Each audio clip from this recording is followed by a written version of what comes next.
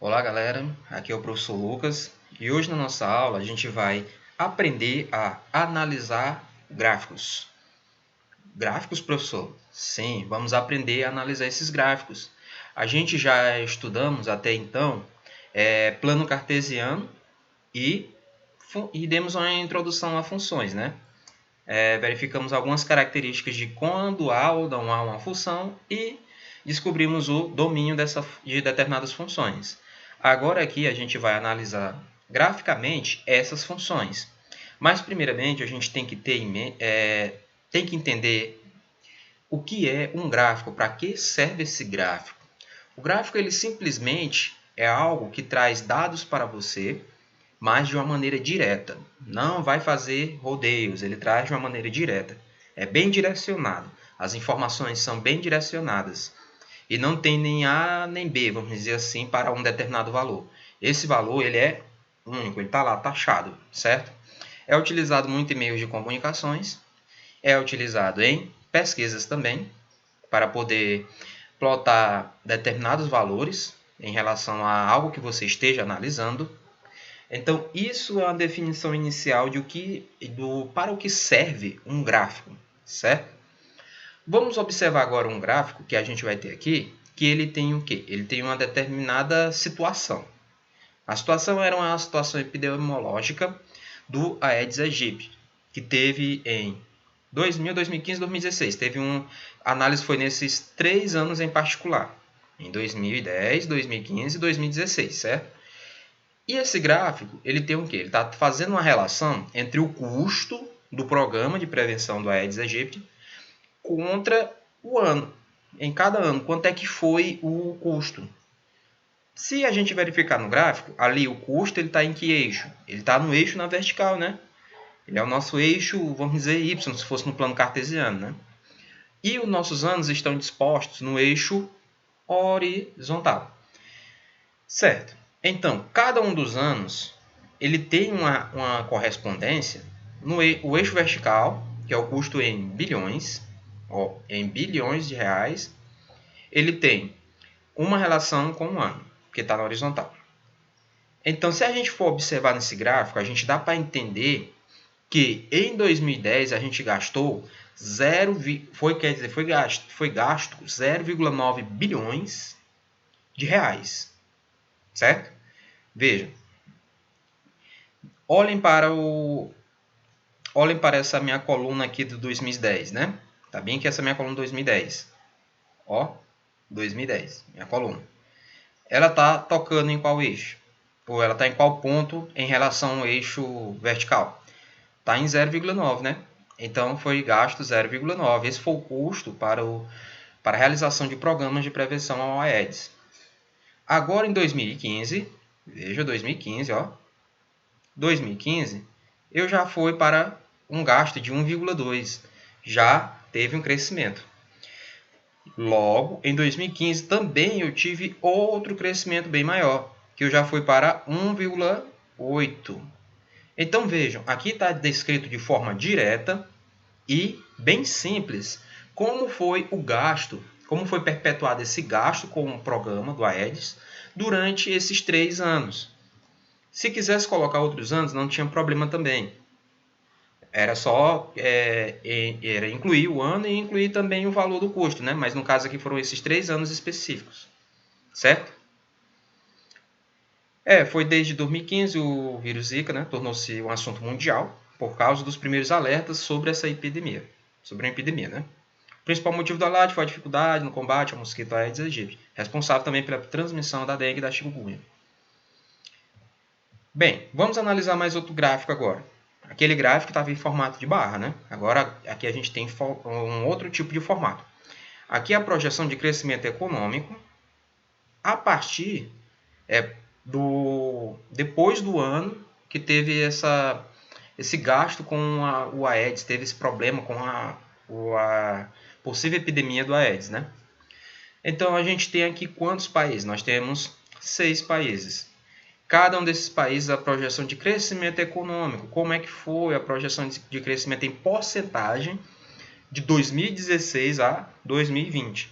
Vejam que é fácil da gente ler um gráfico. Ele é bem sucinto, ele é bem simples quando ele está querendo demonstrar o que está acontecendo em determinada situação. Aqui no caso está sendo a projeção de crescimento econômico em cada ano. Vamos olhar para o Brasil. O Brasil está em menos 3,5%, né? Por cento. Em 2017, se vocês forem ver, ele está bem aqui, ó. Ó o ponto aqui, ó.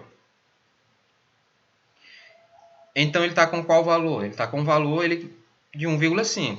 Então ele teve o quê? Um crescimento. Aqui ele cresceu. Novamente, para 2018 ele cresceu mais um pouco, chegando a este patamar. E assim ele continuou um pouco constante, né? Não ficou tendo um crescimento muito grande. Agora vamos olhar para a Coreia do Sul. A Coreia do Sul começou em 3,5, em 3,1 em 2016, 3,1%. Aí ela teve um pequeno crescimento, chegando aqui em 2017, ó. 2017. E em 2017 ela teve um pouco de crescimento, né? Depois de 2017 ela começou a manter constante. Olha, ela começou a manter constante, começou a ter o mesmo valor até 2020. Vejam que no gráfico, quando eu observei que tinha uma reta paralela a meu eixo horizontal, que é o dos anos, então eu verifiquei que ela não alterou o valor em relação ao meu eixo vertical, que é a projeção de crescimento econômico em porcentagem. Lá na Índia também, ó, aqui está no topo, aqui tem uma maior porcentagem, 7,5%. A Índia começou com 7,5%, ela foi tendo um crescimento até o ano de 2019, pouquinho, um crescimento bem pouquinho. Até que 2020 ela manteve ainda o mesmo valor de 2019, que era 7,7%. Vejam a projeção. Quando essa minha linha está paralela à minha linha horizontal, eu posso dizer que ali está tendo um valor constante, um dado constante. Ele não está tendo nem crescimento nem decrescimento. Olhando para os países em questão aqui, só teve um país que teve um decrescimento. E aí? Só olhar para a China. Olha a China aqui, ó. Ela começou com 6,3. Em 2017 ela teve uma queda. Só que aí ela teve um pequeno crescimento para 2018. 2018 novamente mais um crescimento. E depois ficou paralela à minha linha horizontal. Ficou exatamente constante, né? Então ela fechou com 6,3, que foi o mesmo valor do início da projeção. Entenderam? Ó, o que esse gráfico veio nos trazer? Veio nos trazer que a gente pode ter crescimento, decrescimento e um dado constante em um gráfico, em determinado gráfico, que analisa uma situação, que nos traz uma situação de forma direta e bem clara. Vamos passar adiante, né? Agora a gente vai verificar como ficaria isso em um gráfico cartesiano, um sistema de eixo cartesiano. Agora chegou na parte bem essencial para nós. Porque a gente já aprendeu como é que se posta, como é que ele está disposto um plano cartesiano, né? Agora a gente vai ver como é que fica a análise de gráfico nesse plano cartesiano. Vamos lá. Chamados também de gráficos cartesianos, podem ser entendidos como um conjunto de pontos que satisfazem uma determinada condição ou lei de formação, que relaciona a ordenada, que é meu eixo Y, com a abscissa, que é meu eixo X. Olha, conjunto de pontos, eu tenho determinados pontos onde eles satisfazem uma determinada condição ou lei de formação ou associação. Aquela nossa velhinha lei que a gente aprendeu anteriormente. Aquela função. Lembram? A função, existe uma lei para que ela possa existir. E aqueles pontos eles vão estar dispostos nesse nosso plano cartesiano. E vamos representar graficamente essa determinada lei de associação. Esse gráfico cartesiano ele é o mais comum. Ele é do seguinte tipo, né? Aqui eu tenho minha lei de formação, que é a f de x. Ó. Y igual a f de x. Essa aqui é a minha lei de formação. Eu vou ter uma determinada f de x que vai determinar quais são os pontos que estão pertencentes ao meu domínio e ao meu contradomínio, consequentemente a minha imagem, né?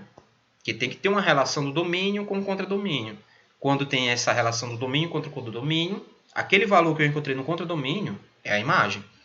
Onde é que vai estar nosso domínio? Simples. Aqui no meu eixo das abscissas, no eixo x. Onde é que está meu contradomínio? No eixo y. Só que aqui eu só vou colocar os que tiverem relação com o meu domínio.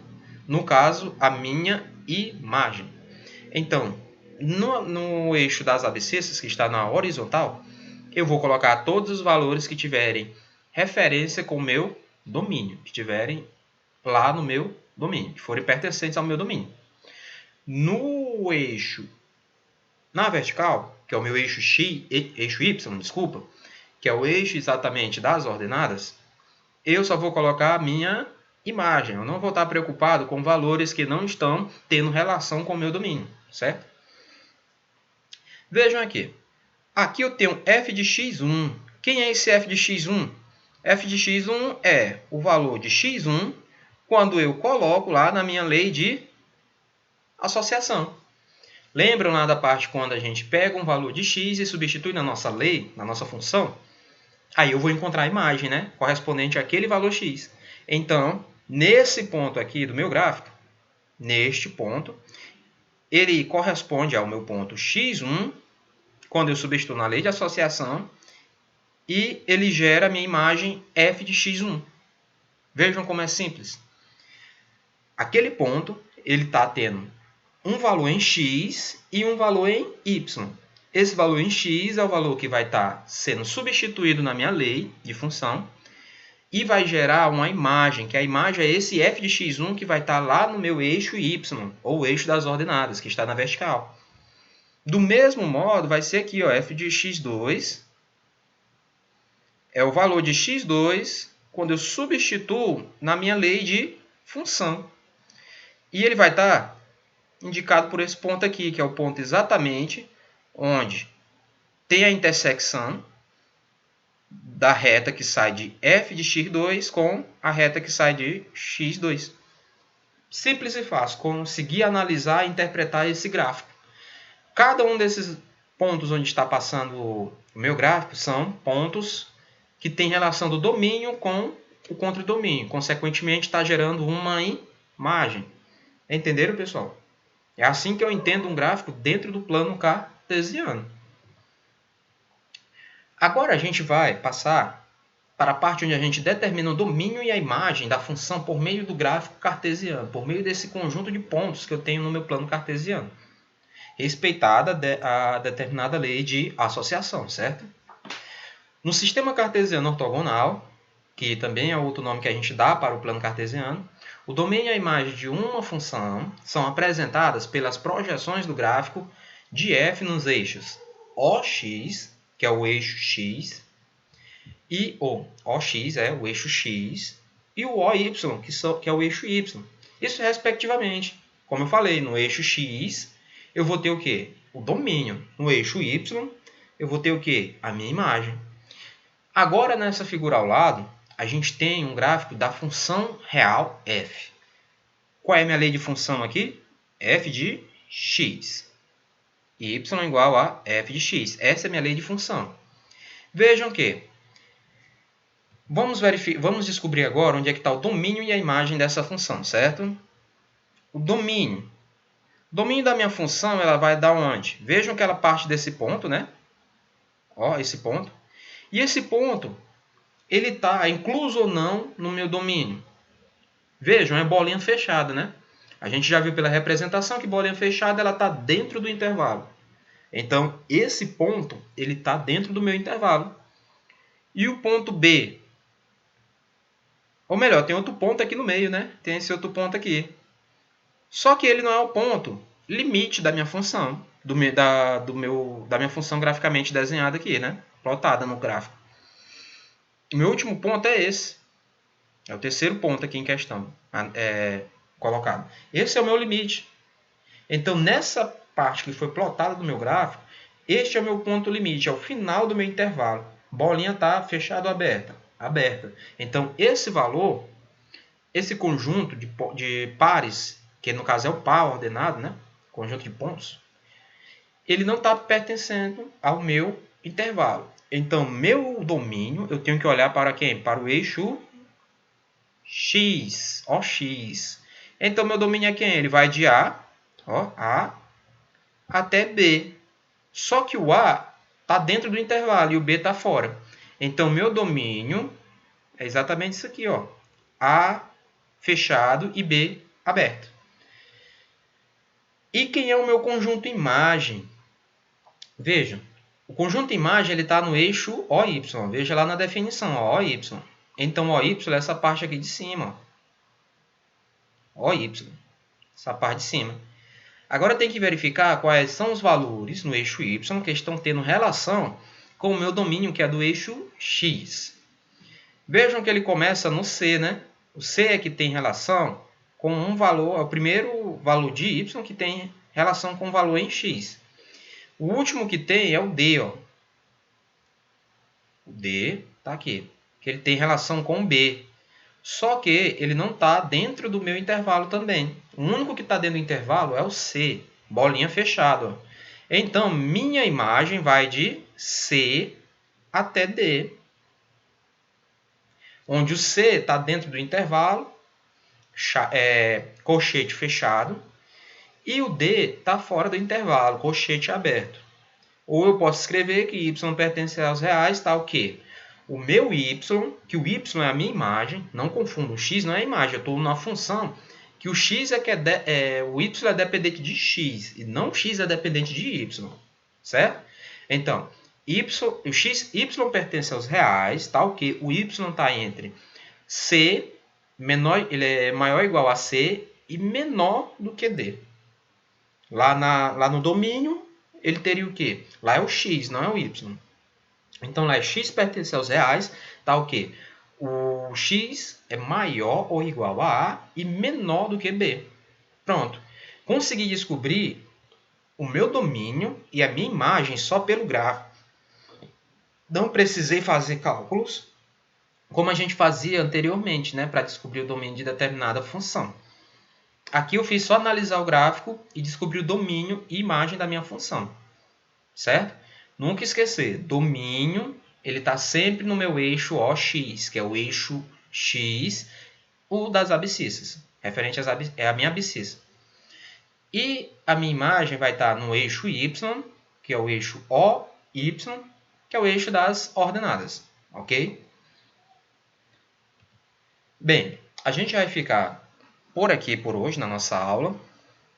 Na próxima aula a gente vai continuar a analisar gráficos, porque a gente não terminou ainda, a gente tem que analisar mais outras características de um gráfico. Por enquanto, a gente só entendeu para que serve um gráfico e como verificar dados.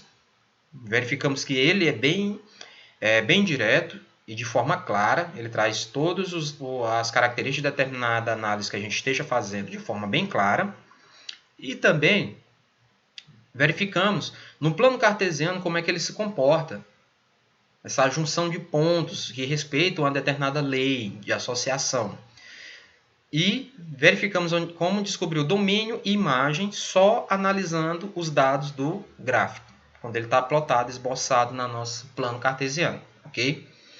Então, pessoal, ficamos por aqui. Um forte abraço e continuem os estudos, certo? Tchau, tchau.